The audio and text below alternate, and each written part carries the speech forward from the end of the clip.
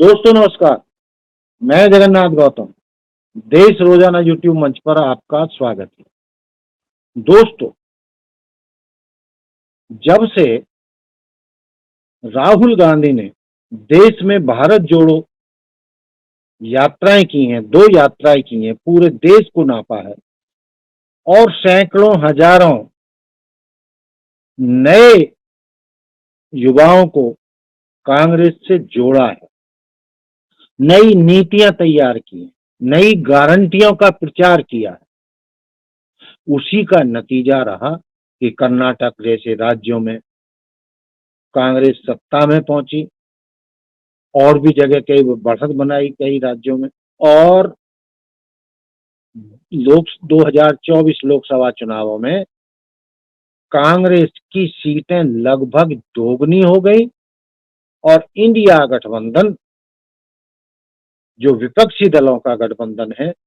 मजबूती से विपक्ष की भूमिका आज निभा। और इस सारे माहौल को बनाने में कांग्रेस नेता प्रतिपक्ष राहुल गांधी की सबसे बड़ी भूमिका है। अब दोस्तों, जिस तरीके से आने वाले महीनों में 3 राज्यों में चुनाव होने वाले हैं, उनमें से एक हरियाणा भी है। हालांकि ये नीतियां तो सभी राज्यों के लिए लागू हैं, लेकिन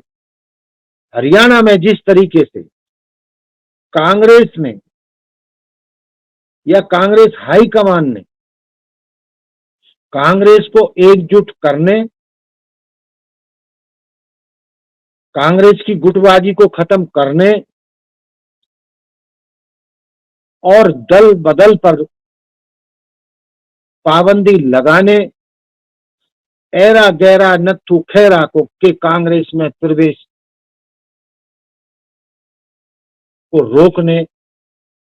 जैसे कई कड़े कदम उठाए हैं, उससे हरियाणा कांग्रेस में एक बड़ा अनुशासन नजर आने लगा है। दोस्तों, आप जानते हैं कि हरियाणा की यदि हम बात करें, हालांकि जो हम हरियाणा की करें तो सभी राज्यों पर लागू होती है जिनमें और में भी चुनाव होने वाले हैं, कि भयंकर गुटबाजी कांग्रेस नेताओं में देखने को मिलती रही और उन्हीं के चलते हरियाणा में वर्षों से संगठनात्मक चुनाव रुके पड़े। जिस तरीके से कांग्रेस नेता सरेआम मीडिया के सामने एक दूसरे की टांग खींचते रहे हैं, निश्चित रूप से उससे कांग्रेस को नुकसान होता रहा है। और एक बड़ा कारण कांग्रेस में अनुशासनहीनता के चलते कांग्रेस सत्ता से दूर हुई है। लेकिन दोस्तों, इस समय जो कांग्रेस के तेवर दिखाई दे रहे हैं, कांग्रेस हाईकमान के तेवर दिखाई दे रहे हैं। हाईकमान ने हरियाणा में सीधे सीधे सख्त लहजे में बता दिया है कि कांग्रेस में गुटबाजी बिल्कुल बर्दाश्त नहीं की जाएगी। कोई भी नेता दूसरे नेता के खिलाफ यदि मीडिया में बयानबाजी करता है जिससे कांग्रेस की एकता और लक्ष्य को नुकसान पहुंचता है, उसको भी बिल्कुल बर्दाश्त नहीं किया जाए। और एक और बात सबसे बड़ी कही गई है कि कांग्रेस में उन नेताओं का के आने पर प्रतिबंध लगा दिया गया है जो पहले कांग्रेस को छोड़कर दूसरी पार्टियों में चले गए। उनका कांग्रेस की नीतियों में विश्वास नहीं रहा, उनका कांग्रेस हाईकमान पर विश्वास नहीं रहा और दूसरी पार्टियों में जाकर वो एमपी एमएलए बने, मंत्री भी बने। लेकिन अब वो चाहे कितने ही बड़े नेता रहे, अब उनकी कांग्रेस में प्रवेश पर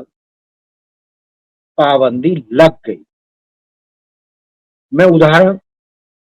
के तौर पर बताना चाहता हूं कि जिस तरीके से लोकसभा चुनावों से पहले चौधरी वीरेंद्र सिंह कांग्रेस को छोड़कर भाजपा में शामिल हो गए थे और भाजपा में जाकर वो केंद्रीय मंत्री बने, लेकिन लोकसभा चुनावों से पहले उन्होंने पुनः कांग्रेस में लौटने की इच्छा जाहिर की कि मैं अपनी मूल पार्टी में लौटना चाहता हूं, मेरा भाजपा में दम घुट रहा है, मेरी नीतियां मेल नहीं खा रही हैं। तो कांग्रेस हाईकमान ने उन्हें और उनके सांसद बेटे ब्रजेंद्र सिंह को पार्टी में फिर शामिल कर दिया। तो दोस्तों, ये मैंने उदाहरण इसलिए दिया है कि इस तरीके का कोई भी नेता, चाहे छोटा हो बड़ा हो, कांग्रेस में विधायक रहा हो, मंत्री रहा हो, सांसद रहा हो और दूसरी पार्टी में जाकर, विशेष रूप से भाजपा में जाकर शामिल होकर उसने कांग्रेस को कमजोर किया, कांग्रेस की नीतियों में विश्वास नहीं रखा और अपने निजी फायदे के लिए दूसरी पार्टियों में जाकर विधायक, एमपी बने, मंत्री बने। तो अब कहा जा रहा है कि जो इस तरीके के नेता थे, जो विधायक भी हैं, मंत्री भी हैं, वो समय की नजाकत को देखते हुए जिस तरीके से तेजी से कांग्रेस का ग्राफ न केवल हरियाणा में बढ़ रहा बल्कि पूरे भारत में बढ़ रहा है और जिस तरीके से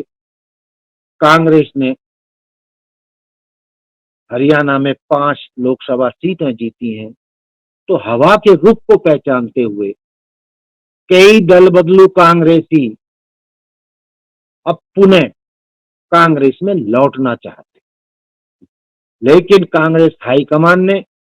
उनके प्रवेश पर पाबंदी लगा दी है कि ये जब माहौल इन्होंने विरोधी पार्टी का बनाया, वहां जाकर मलाई खाई और अब जब कांग्रेस का वक्त लौट रहा है तो ये फिर मलाई खाने के लिए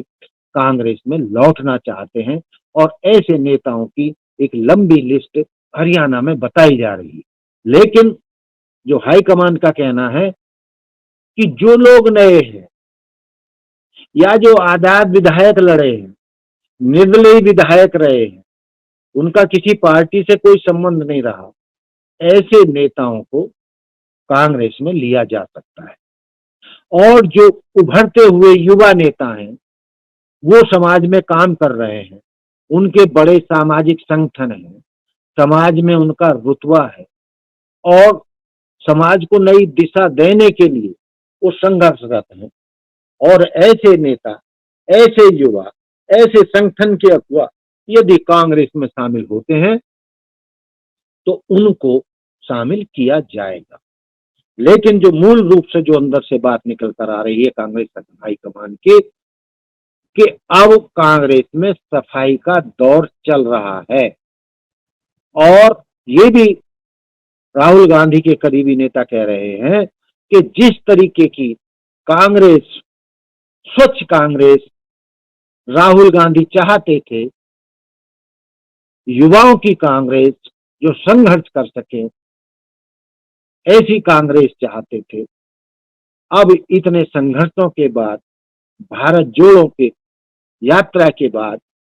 उन्होंने ये विश्वास पैदा हुआ है और ये भी कहा जा रहा है कांग्रेस हाईकमान की तरफ से, जिस तरीके से पहले क्षेत्रीय छत्र कांग्रेस हाईकमान पर अपनी शर्तें लादते थे, दबाव डालते थे, अपने प्रियजनों को, अपने समर्थकों को टिकट देने के लिए